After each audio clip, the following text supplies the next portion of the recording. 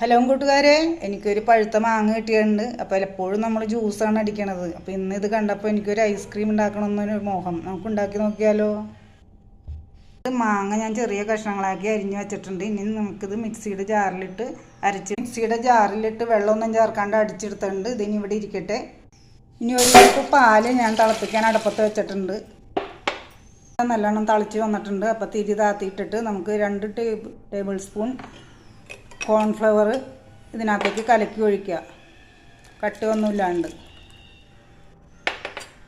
Flower ഇട്ട ശേഷം നല്ലോണം ഇളക്കിക്കൊണ്ടിരിക്കണം, അല്ലെങ്കിൽ അടിയിൽ പിടിക്കും. നമുക്കിത് നല്ലോണം കുറുക്ക് പോലെ ആക്കി എടുക്കണം.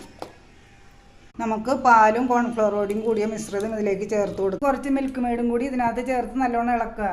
കലക്കി വെച്ച മിക്സ് ചെയ്ത ഇതെല്ലാം ഒരു ബോക്സിലാക്കിയിട്ട് നമുക്ക് സെറ്റ് ചെയ്ത് വെക്കുക. കുറച്ച് പിസ്തയും കൂടി ഞാൻ ഇതിൻ്റെ മുകളിൽ ഇടുന്നുണ്ട്. ഒരു ഫ്രിഡ്ജിൽ വെക്കുക.